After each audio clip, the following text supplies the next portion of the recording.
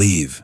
You're making him uncomfortable, she said when her ex showed up at her party. I nodded and left without a word, packed all her things, and changed the locks while she celebrated. She came home to her stuff in the hallway, and a note, now nobody's uncomfortable. Hey viewers, before we move on to the video, please make sure to subscribe to the channel and hit the like button if you want to see more stories like this.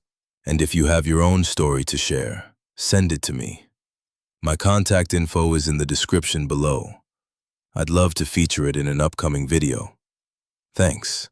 Throw away, for obvious reasons. This happened about a year ago, but I've been lurking on here long enough to know stories like this blow up.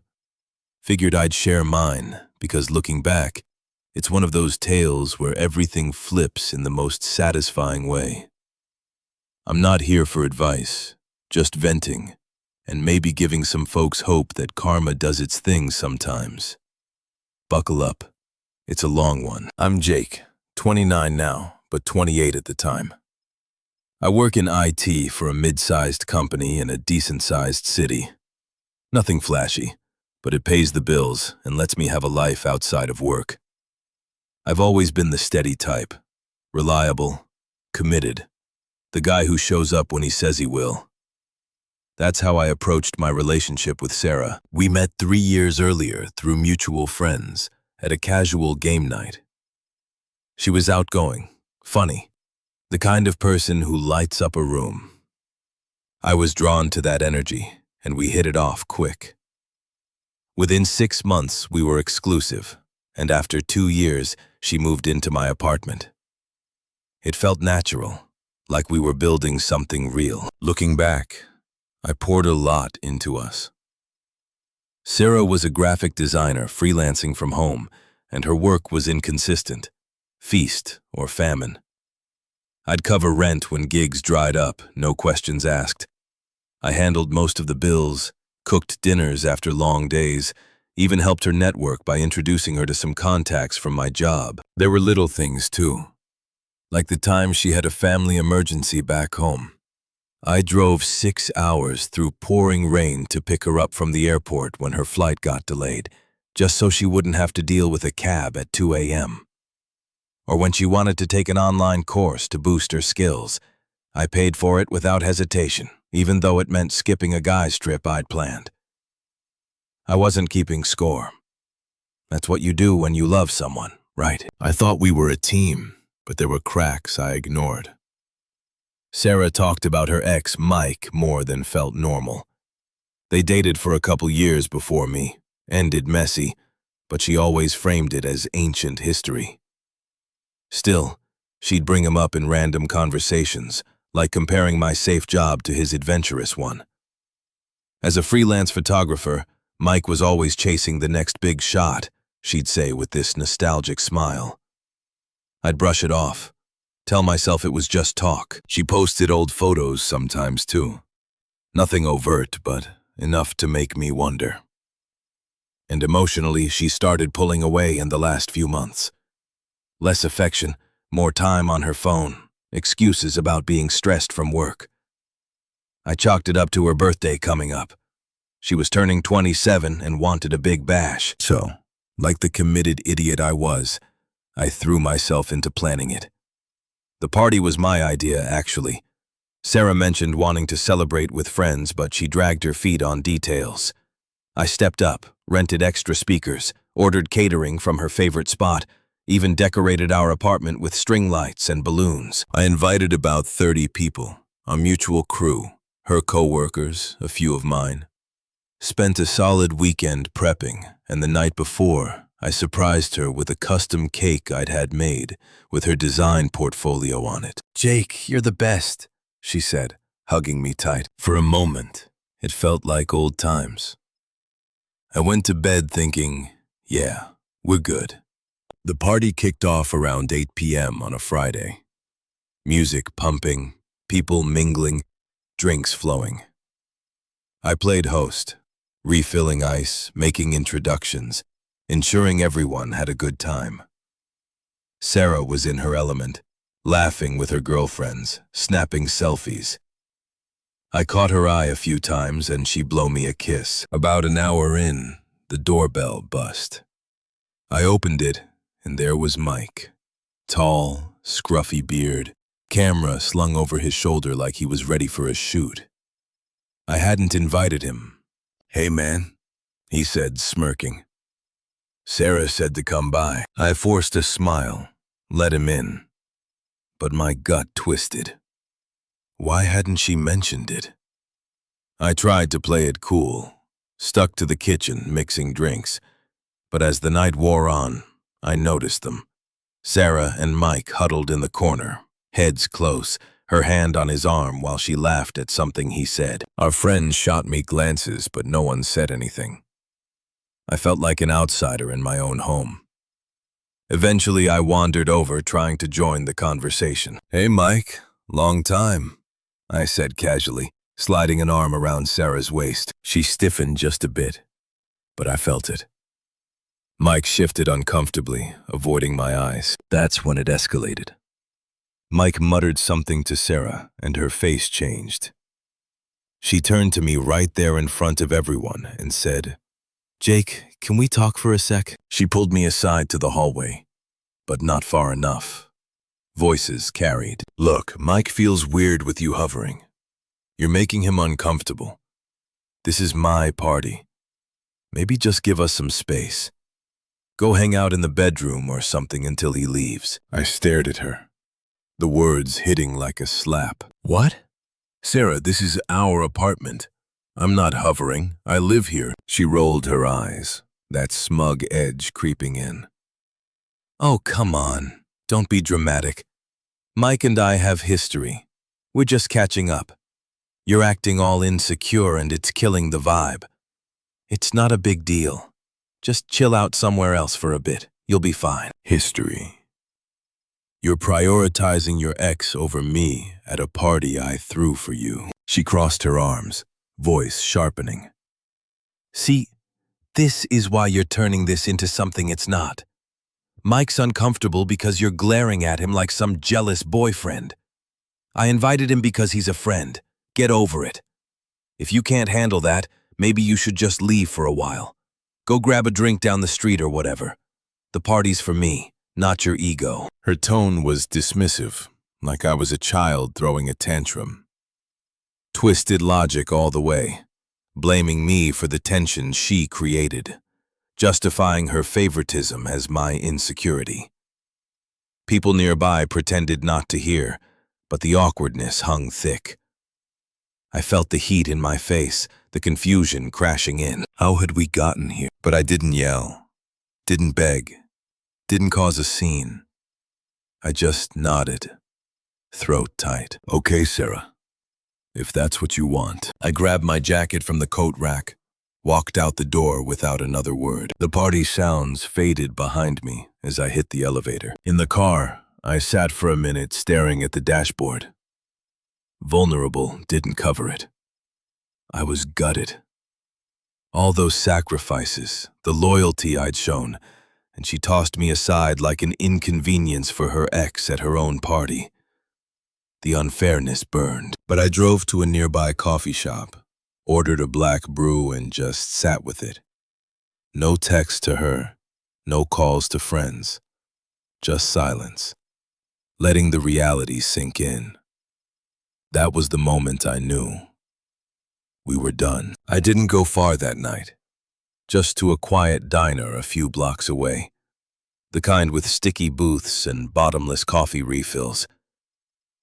I sat there for hours, nursing a mug, staring at the steam rising like the fragments of our relationship evaporating. My phone buzzed a couple times, friends from the party checking in, probably sensing the weirdness. "You okay, man?" one texted. I replied with a thumbs up, nothing more. Sarah didn't reach out. Not a single message asking where I was or if I was coming back. That silence spoke volumes. It confirmed what I'd been ignoring. I was the backup, the safe option, while Mike was the spark she couldn't let go of. By midnight, the party would still be going, but I drove home.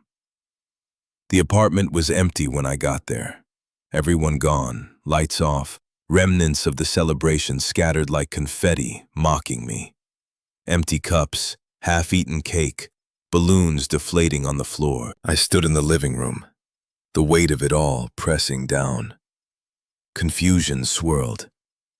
How had my loyalty turned into this?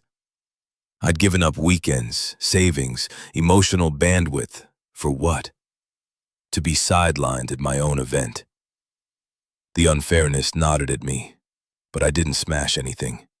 Didn't cry. I just detached, like flipping a switch from us to me. I started in the bedroom, pulled out her suitcases from the closet, the ones we'd used for that trip to the coast last summer, back when things felt solid.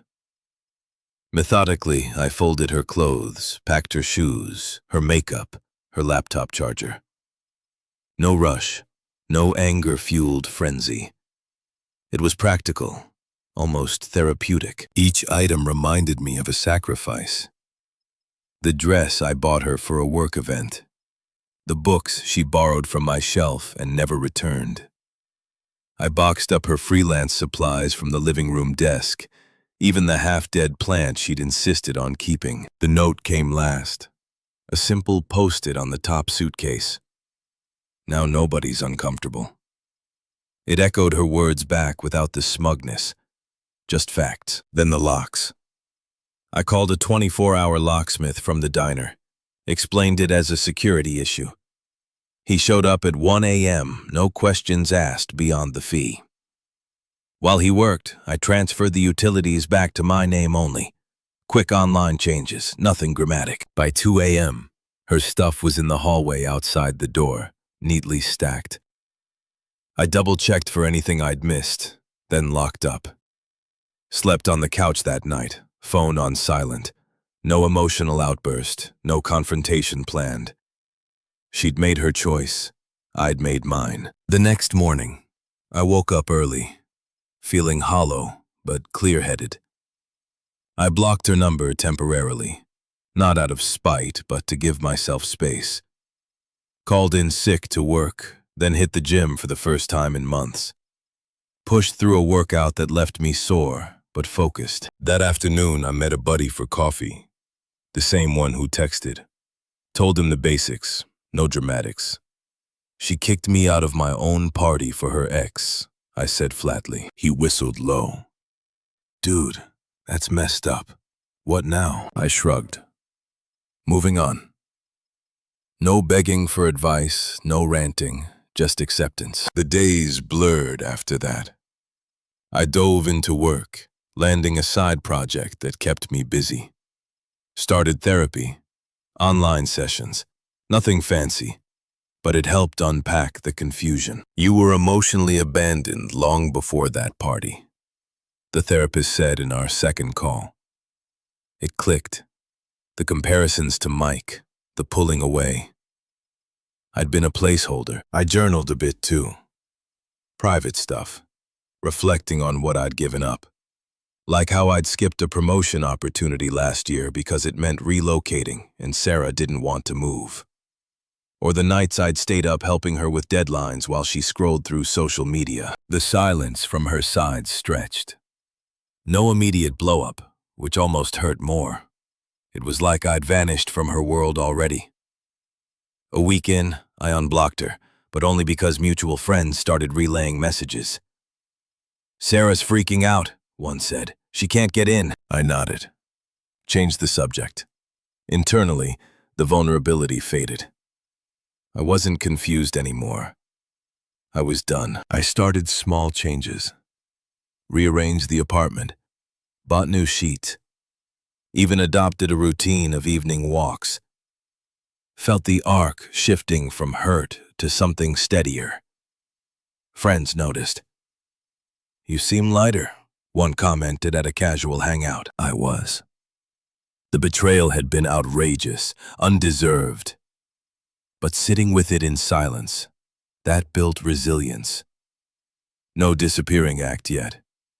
I stayed in the city, but emotionally I was miles away, ready for whatever came next without her. About 2 months later, The pieces started falling into place on her end. I didn't stalk her socials, had muted them all. But word got around through our overlapping circle. Turns out after the party, she'd crashed at Mike's place. Catching up turned into rekindling fast and furious, but Mike unstable as hell. The adventurous photographer gig was a front for flaky jobs and jealousy rages. Friends whispered he'd blown up at her over nothing. A text from a male client, her liking an old photo of us. He'd accused her of using him, then ghost for days, leaving her spiraling. It unraveled quick. Mike discarded her after a big fight. Something about her clinging to the past. Ironic as that was, dumped her via text, blocked her everywhere. She tried crashing with a girlfriend, but that soured when the truth spread. How she'd humiliated me publicly. Mutual friends pulled back one by one. Texts went unanswered. Invites dried up. We heard what happened at the party. A couple admitted to me over beers. Can't defend that. Her freelance work tanked too. Focus gone from the drama. Deadlines missed. Clients bailing. Last I heard indirectly, she was crashing on her sister's couch, scraping by with gig apps, reputation in tatters, isolated, broke, irrelevant. Karma didn't need my help. It hit hard on its own, mirroring how she'd treated me like an afterthought. I didn't gloat, didn't seek updates, but when fragments reached me, it felt just. The smugness she'd shown gone, replaced by the consequences of her choices, satisfying in a quiet way. The unraveling didn't take long before Sarah started circling back. It began about 3 months after the party, right as her life hit rock bottom. First, it was a text. My phone lit up one evening while I was cooking dinner for myself. "Jake, we need to talk. This is ridiculous. Let me grab my stuff at least." No apology, just entitlement. Like I'd overreacted. I didn't respond. A day later, another. "Seriously, you're ignoring me after everything." Still radio silence from me. Then the calls started, voicemails piling up. I listened to the first one, out of curiosity. "Jake, pick up. I know you're there." Mike was a mistake, okay. He flipped out over nothing and kicked me out. I'm at my sister's now and it's awful. We had something good. You can't just throw it away like this. Call me back. Her voice cracked a bit. But the manipulation showed through, framing it as my fault, minimizing her betrayal. I deleted it, blocked the number again. But she escalated. Used a friend's phone next time, catching me off guard during lunch at work. "Jake, it's Sarah. Don't hang up." I paused, fork midway. "What do you want?" God, finally. "Look, I'm sorry about the party. I was drunk, stressed. Mike showed up and things got weird. But you're being so cold. We lived together for a year. You owe me a conversation at least. Can I come by? Just to talk it over." The hypocrisy burned. "No, Sarah. You made your choice that night. Prioritizing your ex, kicking me out of my own home. We're done." But it wasn't like that. You were acting jealous, making everyone uncomfortable. I just needed space. Mike's gone now. He was abusive, controlling. I see that. We can start over, please. Twisted logic again. Blaming my jealousy while admitting Mike's flaws. Her tone shifted from pleading to desperate. "Jake, I'm broke. Freelance dried up because of all this stress. My friends aren't talking to me. They think I'm the villain. But you know me better. Come on, let's fix this." I stayed calm, voice even. "Goodbye." Sarah hung up. I blocked that number too. She didn't stop. Involved her family next. Toxic, as expected. Her sister called a week later, voice dripping with judgment. "Jake, this is Emily. Sarah's a mess because of you. She told me what happened. Sounds like you overreacted big time. Kicking her out, Changing locks. That's low. She's family. You need to man up and talk to her. Give her another chance. She's learned her lesson. Emily, this isn't your business. Sarah humiliated me publicly. I'm not interested. Oh, please. Relationships have ups and downs. You're just punishing her. Selfish, if you ask me. Click. Unpleasant. Pushy. Like Sarah's entitlements ran in the family. The attempts peaked with the surprise visit. I was home one Saturday mid-workout when the buzzer rang through the intercom. Jake, it's me. Let me up. We have to sort this. I didn't buzz her in. She waited outside for an hour, according to the doorman, then left a note under the door. This is getting pathetic. You're heartless. I thought you were better than this. Anger creeping in now. Her true colors showing. From desperate pleas to rage when I wouldn't budge. Friends got roped in too.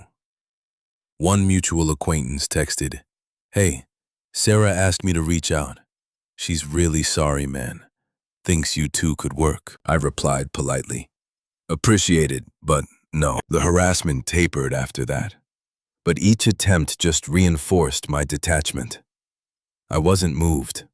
Her desperation was her problem now. It all culminated at our mutual friend Tom's birthday gathering about 6 months post-party. Casual bar set up downtown. Low-key good vibes. I'd been invited weeks earlier. Figured it'd be fine. I walked in with Lisa, a woman I'd met through work a couple months back. Nothing serious yet, but she was kind, grounded, made me laugh without the drama. We were at a high-top table, chatting with the group, when Sarah appeared. Disheveled, hair messy, eyes red like she'd been crying alone, nursing a drink at the bar until she spotted me. She approached hesitantly, voice shaky. "Jake, hey, didn't expect you here. Can we talk privately?" The group went quiet. I stayed seated, calm. "Sarah, what is it?" Her eyes flicked to Lisa, then back. "Who's this anyway?" "Look, I messed up. Big time. Mike was a disaster. He used me and bailed. I'm alone now, scraping by. Seeing you here, it hits me what I lost. We were good together. Give me another shot, please." Desperation peaked, tears welling, hands twisting. But I felt nothing. No sympathy, no pull, just closure. "Sarah, you said I was making him uncomfortable, so I left. Gave you space. Now you're making me uncomfortable. That chapter's closed." She blinked, words echoing back like a mirror. "But I didn't mean it like that. Come on, Jake. We've got history. History you prioritized over us. Facts are, I've moved on. Built a better life. Promotion at work, new routines, people who value me." I nodded toward Lisa, who smiled supportively. "You're irrelevant now. Wish you well, but don't contact me again." Her face crumpled, hypocrisy exposed. Power flipped. She muttered something angry under her breath like, "You'll regret this," and stormed out. The bar exhaled. Friends clapped me on the back later. Handled like a boss. That was it. Emotional freedom hit fully then. No more confusion.